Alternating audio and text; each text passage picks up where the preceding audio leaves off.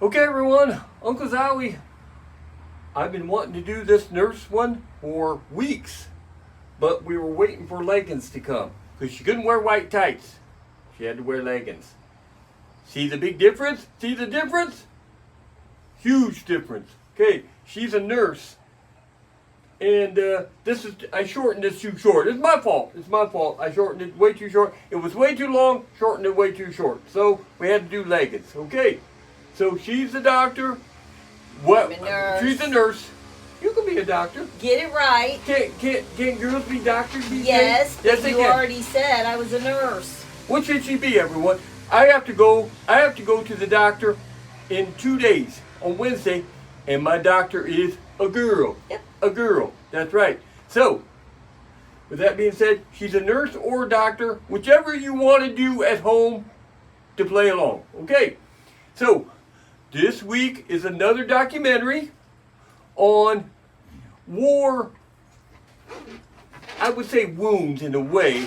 You know, if you get hurt in the war, you know, it's for Army training as far as how to treat, you know, broken bones, I think, and wounds and stuff. Nothing elaborately gross or anything. It's not going to be something like that. No. So that's what this is about, and that's why I'm having her be the nurse and or doctor this week, and she's going to do all the vital things to me. Okay? She's going to take my heartbeat. I think my resting heartbeat is like 50 because I'm so in shape. It says barely hits 50. It's like if I run around this block 15 times or something, it'd be like 65 maybe. I don't know. It wouldn't even, you know. Think so? No. No? So Zowie doesn't smoke. Okay, so that helps a little bit. But Zowie is getting older, so, you know, you gotta, you know, take that in consideration. Okay, so would you like to do my heartbeat before we go? Before we start in? We can do the heartbeat thing.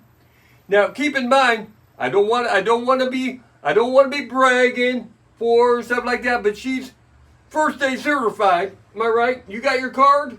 No, I let it lapse. Oh, you have to be trained every year because for some reason you can't remember how to treat the same things year to year, okay?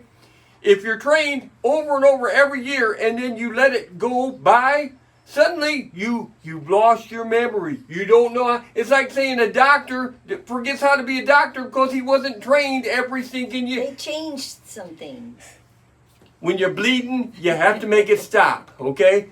There's no things to change, all right? So, want to do my heartbeat? Notice how she's doing it. She don't even have to put the things in her ears. She just. I don't think you have a heart.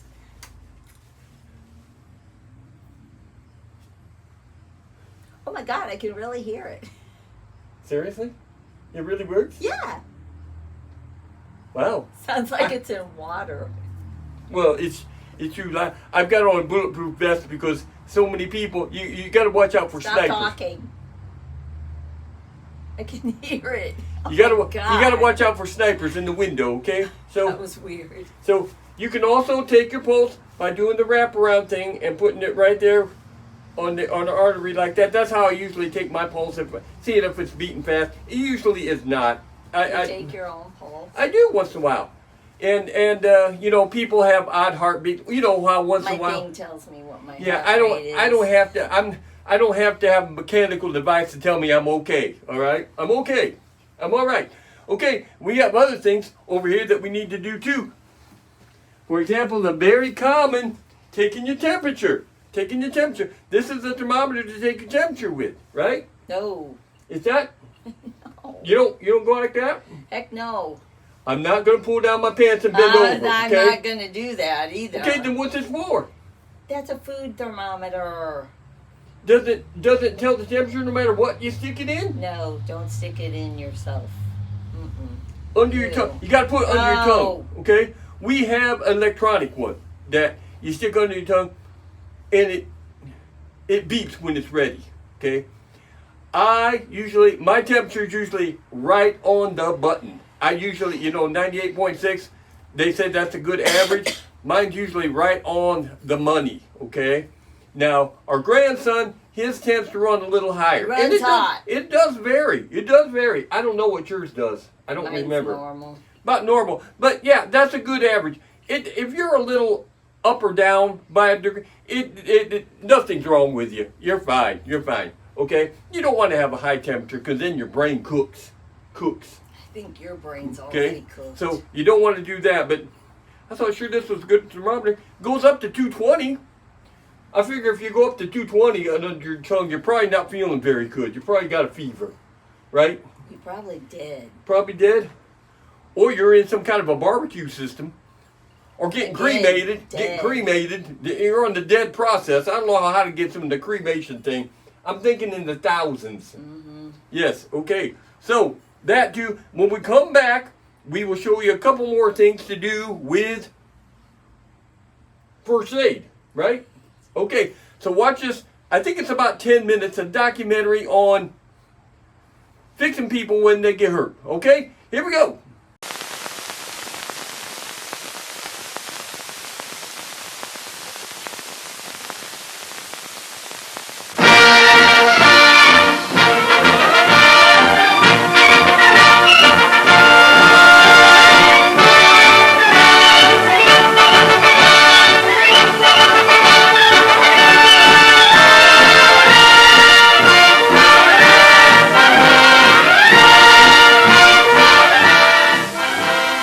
Suppose you're around a field kitchen when hot water spills over the cook and burns him. Or suppose you're around when a member of a wire-laying crew falls from a tree and breaks his leg. Or suppose you see an army truck smash up and several men are severely injured. You don't have to be a doctor to help. In fact, as a first aider, you are not expected to do a doctor's job or to use complicated medical equipment. What could you do for a man with a broken back, or a severe burn, or a broken leg? Would you get panicky and run around in circles because a doctor wasn't around? You wouldn't if you knew something about first aid. A first aider knows what help to give an injured person before a doctor's treatment or equipment is available. He first determines what is wrong with the injured person and then acts quickly but gently. And accidents will happen. Snake bites, broken bones, electric shock, burns. Such non-battle injuries can cause loss of life or limb if you don't know something about first aid. Sometimes accidents are just around the corner. This truck coming down the road was 6 miles from camp. Men were in the front and in the rear. The truck was about to make a curve when a road hog forced the truck to swerve to a soft shoulder.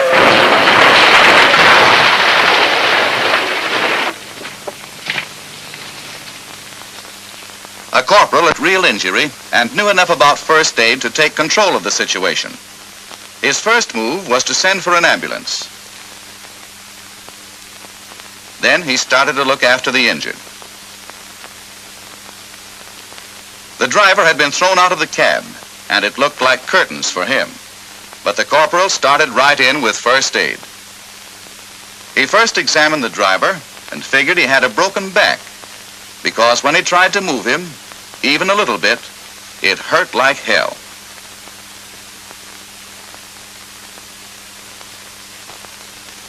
The corporal didn't pick up the driver because he knew a fellow with a broken back should never be moved except by skilled medical men. He was smart enough not to do too much. He took a couple of field jackets, rolled them up, and gently placed them under the small of the back by rolling the driver to one side while the jackets were being placed. This gave support to the back so that the man was more comfortable. He reassured the driver that medical help was on the way and then went to check on the condition of the others. These men were pretty well banged up. This one had a bad flesh wound on the thigh.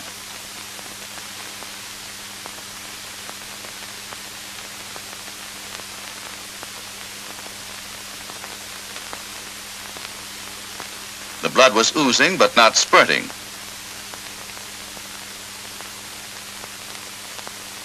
So the corporal gave the soldier a clean handkerchief and told him to hold it tightly against the wound in order to stop the bleeding.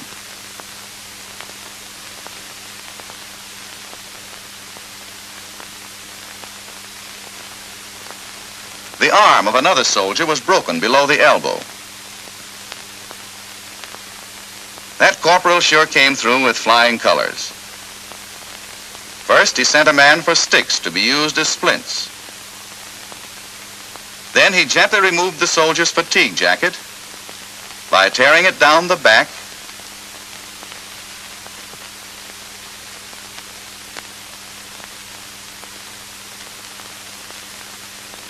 and slipping it off the arm.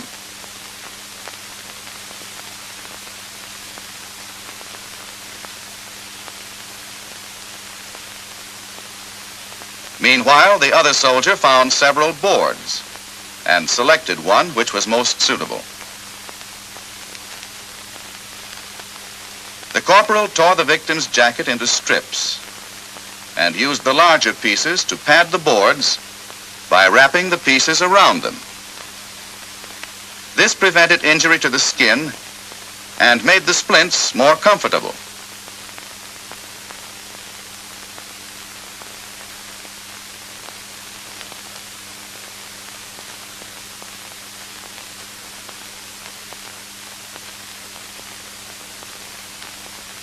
The splints were then placed on the arm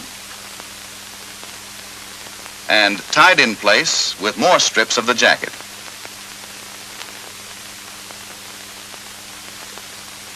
The ties were tight enough to hold the splints securely, but not so tight they cut off the circulation of blood. They were placed above and below the fracture, but not over it.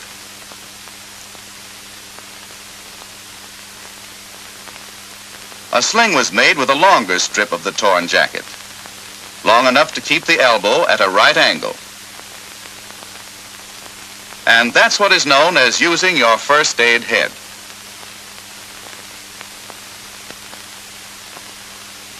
This member of a signal corps wire laying crew was up in a tree stringing a wire across a road. On the way down, his foot slipped and he fell to the ground. The sergeant in charge of the detail examined his leg and found the left thigh bone was broken. So he prepared padded splints from strips of shirt and boards.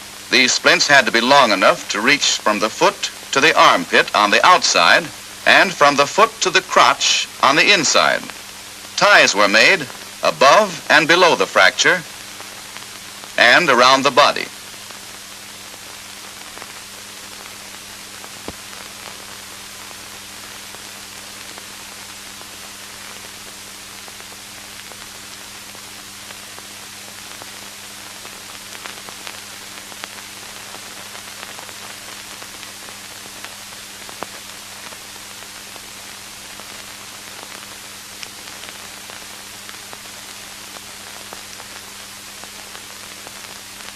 During the night, a storm had swept over the camp. It had blown down trees, branches, and a live wire. Ryan had been through storms before, so he wasn't concerned. Didn't even see the wire. His foot caught on it, and the electricity knocked him unconscious. It was fortunate that he was discovered right away by two men who knew what to do. First, they had to get Ryan off the wire. And second, as he was not breathing, they had to give him artificial respiration immediately. In getting him off the wire, however, it was important not to touch him. They had to use something that wouldn't conduct electricity. In Ryan's case, one man went to get a dry pole. The other man took off his GI belt. Each man stood on his dry field jacket to insulate himself. The belt strap was then hooked under Ryan's feet,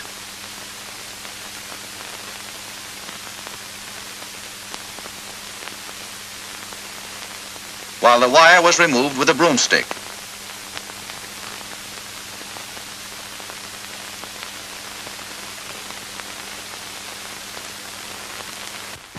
As soon as he was moved a safe distance from the wire, he was given artificial respiration. speed was important.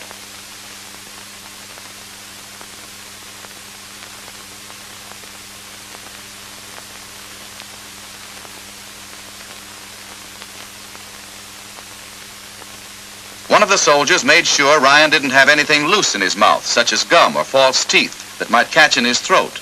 And his tongue was pulled forward so he wouldn't choke on it. One arm was bent at the elbow so that his head could rest on his hand. The other arm was put over his head. Meanwhile, the other soldier had knelt across his legs, placed his palms on the small of Ryan's back so that the little finger just touched his lowest rib. Then, with arms straight, he swung forward slowly so that he leaned gradually on Ryan. Then he moved back quickly to remove pressure suddenly and completely, but kept his hands in place. He kept doing this 12 to 15 times a minute to the cadence of out goes the bad air, in comes the good air. Out goes the bad air, in comes the good air. Out goes the bad air, in comes the good air. Out goes the bad air, in comes the good air. After a while, he got pretty tired, so the other soldier took over, being sure to keep the same cadence. Out goes the bad air, in comes the good air.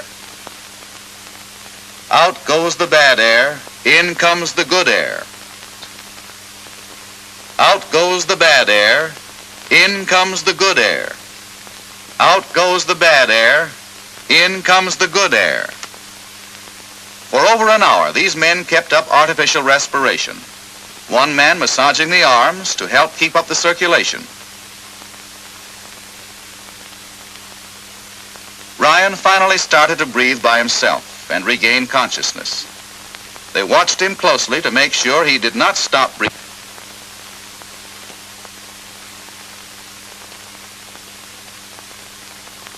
Afterward, they wrapped him up in blankets to keep him warm and made him lie quiet.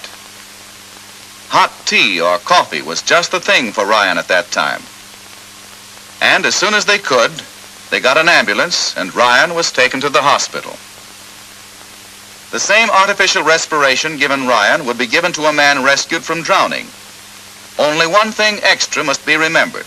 The moment the victim is on dry land, he is laid face down and his hips are raised about 10 inches off the ground to let the water drain out of his lungs. Then he is placed face down so that his head and shoulders are lower than the rest of his body, if possible. This helps the water drain out while someone is working on him.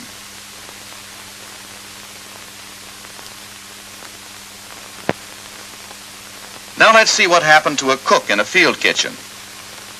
It was noon and the men were preparing the midday meal. The cook had had plenty of experience in a kitchen, but maybe it just wasn't cook's day.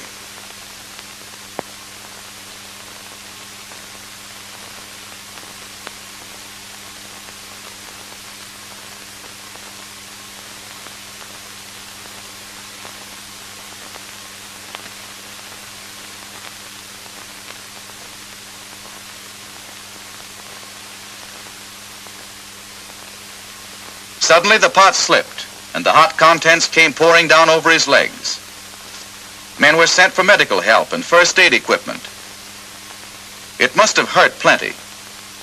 He was burned so badly they couldn't pull his trousers off. So they cut them off, laying aside the pieces carefully. They got some cooling burn ointment out of the first aid kit from the kitchen truck.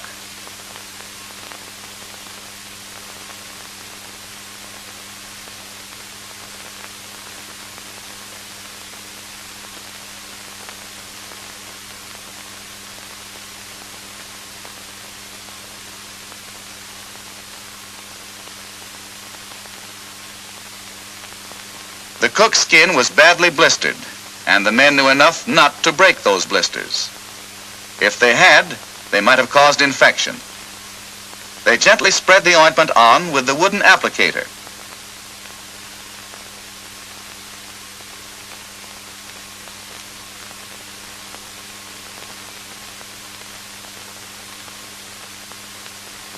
While the ointment was being applied, another man brought the cook's canteen and first aid packet.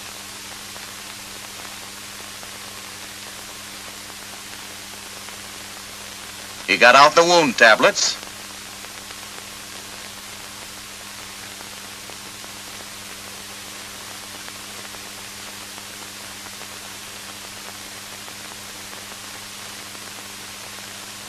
and gave him all of them.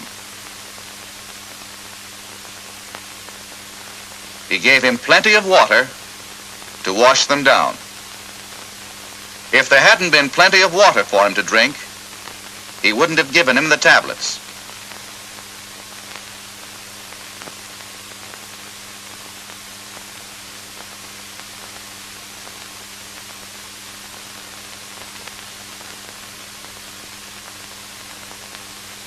Since the burn was bad, the men were afraid the cook would go into shock.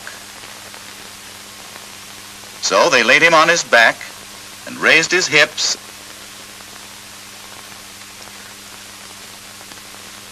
and feet so that his head was down.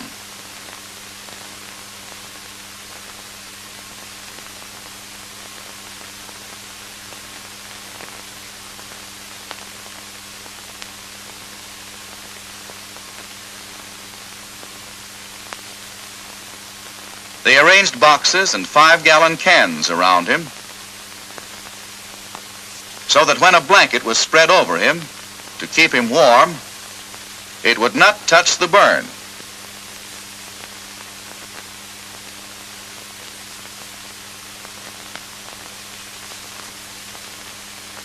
They reassured the cook and told him that medical help was on the way.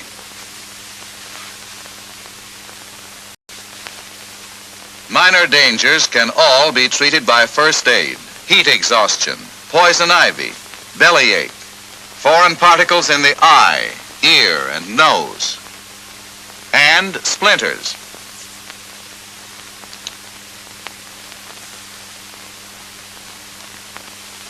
Whatever is used to remove the splinter, a pin or needle or pocket knife, it must first be sterilized with a flame.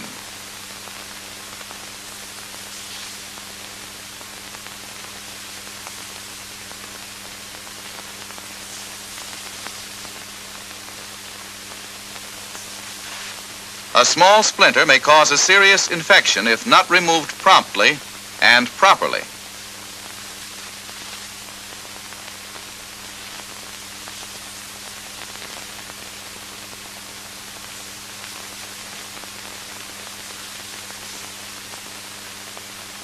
Now a dab of iodine from a first aid kit.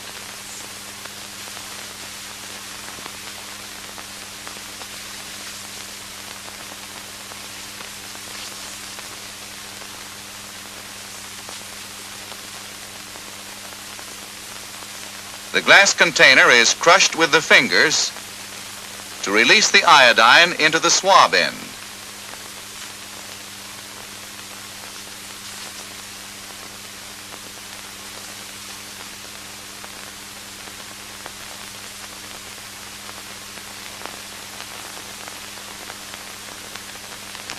Then a bandage to keep it clean, being careful not to touch the inside of the dressing.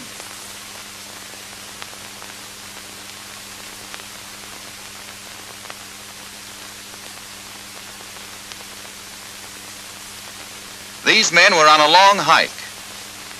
It was summer and plenty hot.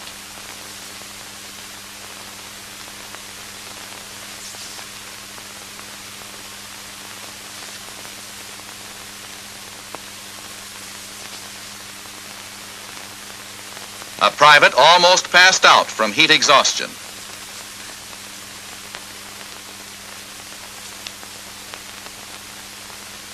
He was taken to a cool, shady place.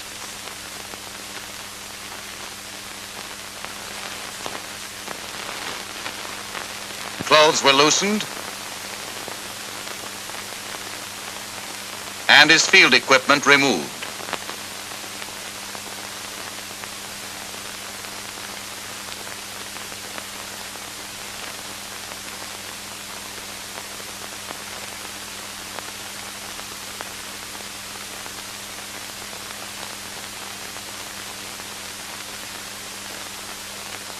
Salt water was prepared by dissolving 2 salt tablets in a canteen of water.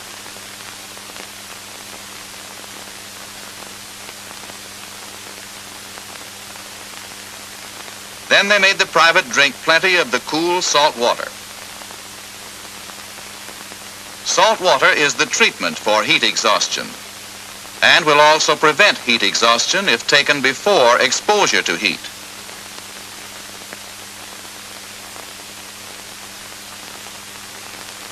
Wooded country such as this is a good breeding place for ticks. This man's got one on his leg. This animated drawing shows how the tick buried his head in the soldier's skin and started to swell. Don't try to pull it out. These hooks would hold the tick's head in the skin and only the body would come off. And don't crush the tick in your fingers. Ticks carry fever germs and you might get infected. But it's a cinch to remove a tick properly. Hold a gasoline or kerosene-soaked rag against it for a while, or just hold the burning end of a cigarette close to it.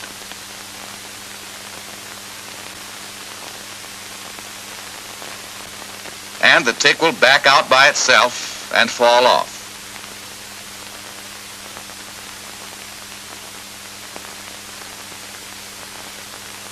If there is a first aid kit handy, paint the tick bite with iodine.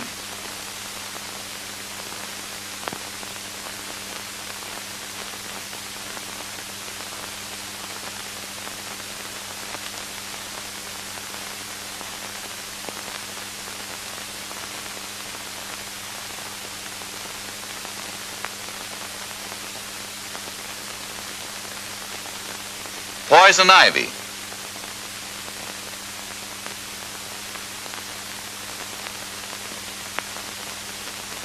This man's got it on his hands, so he gave himself immediate first aid by scrubbing long and hard with GI soap to get the poison ivy off. If a rash appears, don't scratch it and don't scrub it. Let it alone and report to sick call. Poison oak and poison sumac get the same treatment.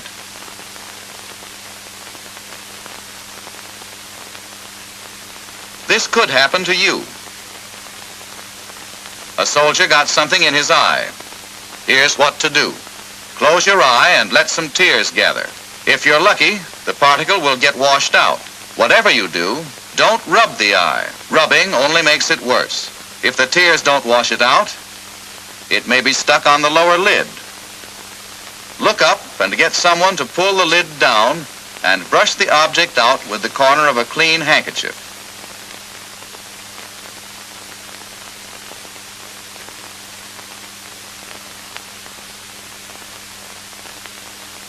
To look at the upper lid, roll it up over a matchstick. At the same time, push the lid down gently with the match.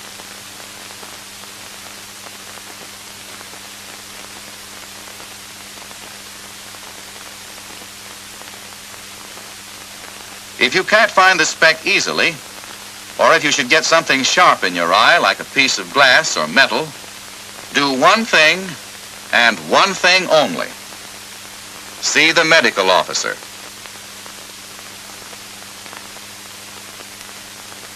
A bug in his ear.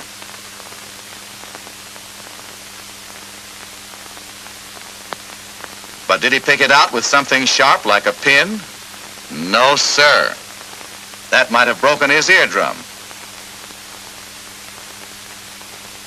The soldier who was with him dropped some water in the ear and drowned that bug. If the foreign body is some object which may swell when wet, do not put water in the ear. See a medical officer.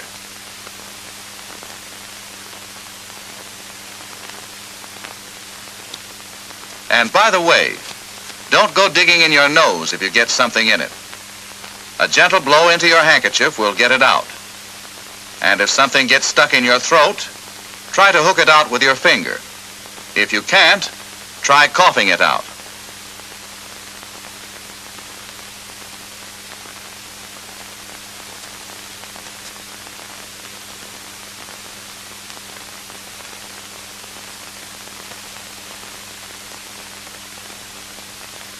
A bellyache.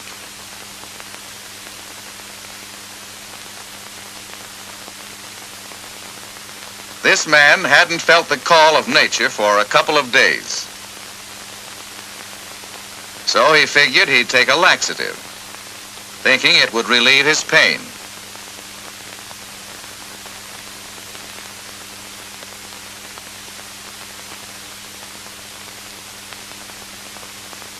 But a friend of his stopped him. He knew a pain in the stomach could be appendicitis, and a laxative was the worst thing to take in such a case. His friend told him to lie down while he went for the medical officer.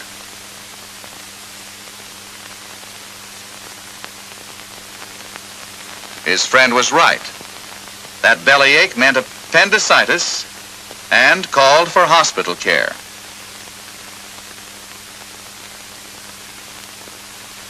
From where you're sitting, this snake is pretty harmless.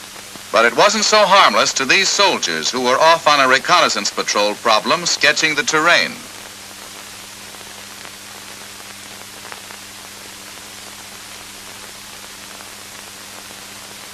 The corporal was bitten on the hand, and he was badly frightened.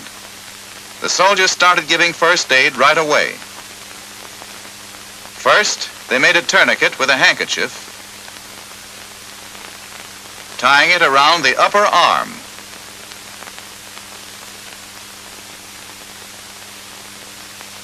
And tightened it by twisting it with a stick.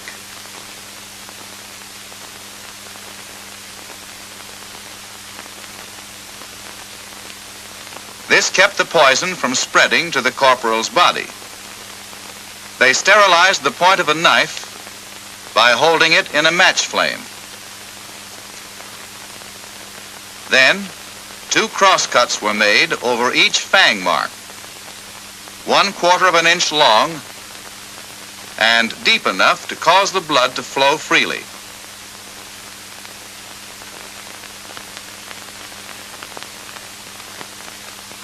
No one had a suction cup, so a soldier sucked out the poison with his mouth, something he could do safely as long as his mouth was free from cuts or sores.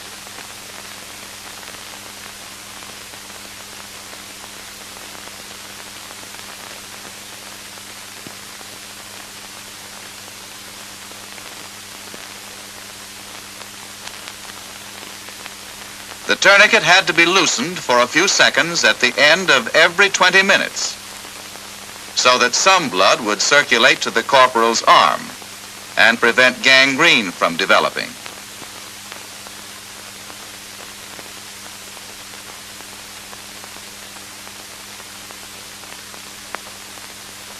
Meanwhile, the suction was continued.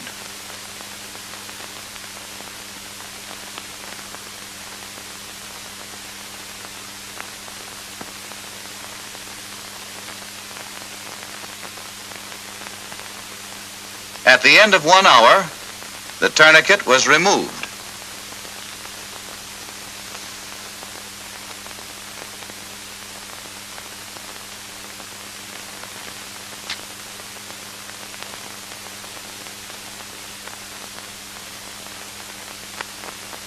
No small bandage was handy, so the wound was covered with a handkerchief, a clean handkerchief.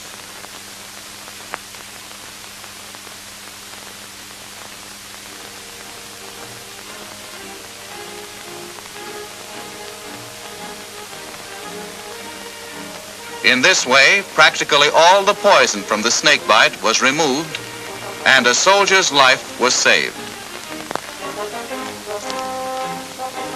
Remember these first aid principles you have just seen. They may help you prevent serious, permanent disability, even save lives. Don't get panicky. Don't try to do too much. Know your first aid, and know it well.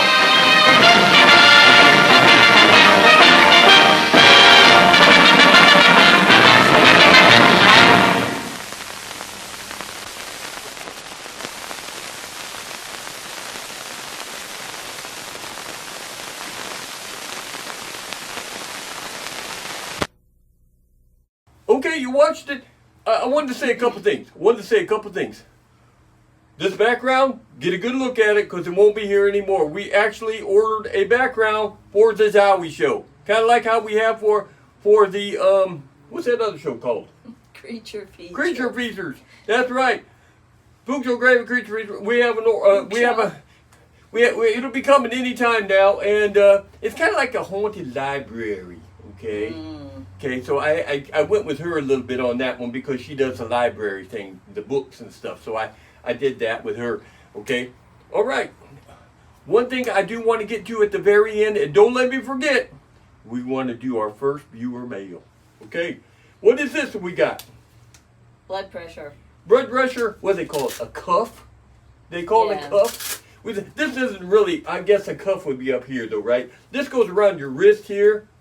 And this cost, it wasn't cheap. $30. It don't work too good. It don't work too good. I think it works. We just don't know how to work The thing is, you got a bone right here, okay? You got a wrist bone and stuff like that. And if it lays on the wrist bone funny, it really throws the whole thing off. The blood pressure is off by hundreds. And it hurts. Okay? And it never works good. And we got it to keep track of both of us, even though she doesn't have any blood pressure Well, problems. I did when I bought that. But she don't now. Anymore. It's right on the money right now. And I'm sure that when I go Wednesday, they're going to go, holy crap, this is so perfect. I don't think so. They say, I can't even believe it's so perfect. I'll tell you what it is the next show, but you know this. If he's alive to tell you. Because they'll be doing it, and it'll probably start playing music saying, oh, this is the best blood pressure in the world. Well, you take medication, so it should be better. Doesn't phase it. Believe me, I take the medication, go in and check, and it's like, did you take your medication today? Yeah. That was a little wound up, so it doesn't help any, okay? And then, every home should have this. Oh, this is a handy-dandy first aid kit. Dang, that's old. How many times have we gotten Never. it? Zero. All the stuff. What's even in that thing? All the stuff's in it. Oh, my. Tape. Gauze. Yes. Gloves. Rubber gloves for those nasty times, okay? Band-Aids that probably Band-Aids, won't first aid stick wipes, to you. and The depressor. The tongue depressor, because when she talks too much, I have to depress that tongue. Push it down. Yes, so we break a lot of these, okay? We break a lot of these. But that's our handy-dandy first aid kit. We've had this for years. Why do we have that? Did we have it like in a car? Might have had it in the car. I have no idea. We've never used anything out of it. It's got to be 20 years old. At least 20 years old, don't you think? Somebody might have had it at work and then brought it home. Who would have had this at work? I don't know. I think we might have put this in the car just for, first aid emergencies, but because she thinks she's a doctor and she's out on the road and she sees something going wrong, she wants to save people real quickly. I do have gloves in my car, and Yes. they came in handy once because I saw a car accident and the car flipped. I grabbed my gloves and got out and was going to go check out the woman, and she told me she had hepatitis B. So thank God I have my gloves on because I ain't touching you. Yeah, well, yeah, sure. See, she thinks she's got to save everyone, okay? If I know what to do, I'm not going to Okay, keep driving. I forgot to get my viewer mail, so sing them little songs. I'm not singing. I'm going to squeeze through this thing right here. Oh my God, you're so unprepared. I'm not ready. I didn't leave the area, okay?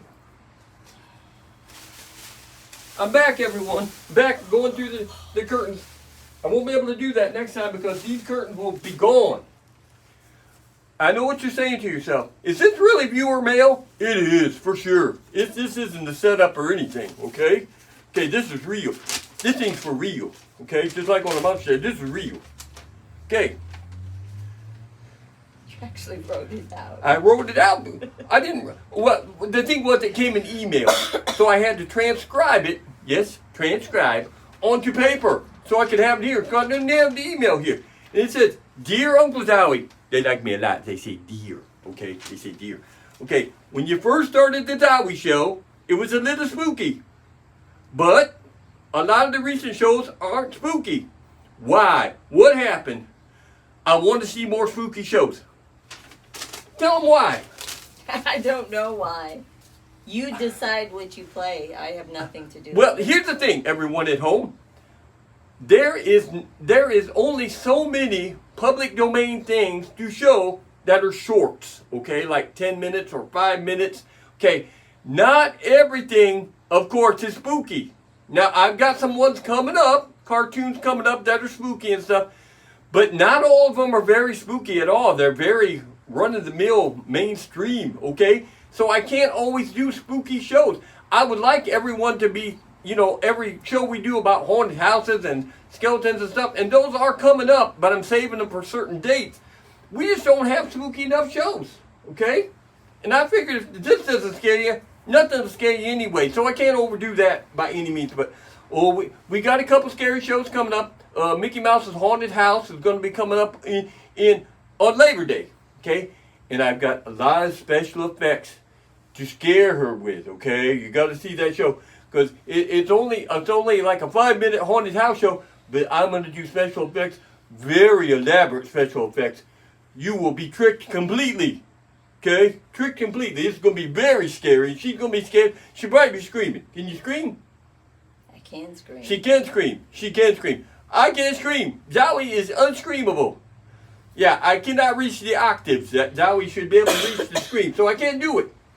But believe me, I think that first scary one will be on Labor Day weekend. Big weekend for the shows. I'll be doing things scaring her, okay? And she will be screaming, okay? Okay? And then her blood pressure will go up big time. We'll have to get that thing, strap it onto her and take this right here and heart, be going boom, boom, boom, boom, boom, like that. Just pounding right out of it. Like on the cartoons where the heart goes out like that. And yeah, it will be, because she'll be so scared. I've got the scary things lined up right now. She's scared right now. She's going to have nightmares about this. Should we go? Yes, please. Okay, we're going to go. I get to Zowie Monkey. Don't be alarmed, everyone. The Zowie Monkey, for this episode, look. Band-Aid on his head, Band-Aid on his arm. Yeah, he's been hurt. I'm not saying that anybody beat him or anything for this show to get the bandages on, but somebody might have. Somebody might have abused the monkey and got him sores on him, okay? I'm not saying anybody did, but somebody might have. Somebody might have been cruel enough to get this monkey some bandages. Think so? No. She might have beat this monkey with what do you beat monkeys with? Monkey beating rods. You know what I mean? Yeah, a monkey wrench. That's way too clever for her. I don't know. She slipped away for us on us. All right, let's go. Okay, so here we go. And I will try to do scarier shows, but like I said, there's not a lot available. Okay, so we're gonna try to do at least one viewer mail a week. Okay, so all you people that watch this, Jessica, that'd be just you. Send us some viewer mail and see what we have to say about it. Okay, so until next time, the Zowie Monkey with his bruises, not saying who did it, with his bruises and his band-aids on there, he'll be healed by next time though. He'll be healed. Okay, we'll see you next time. You guys getting heavy? You're getting very sleepy? Okay, you'll enjoy this documentary about getting hurt and first aid. Okay, here we go. We'll see you next time.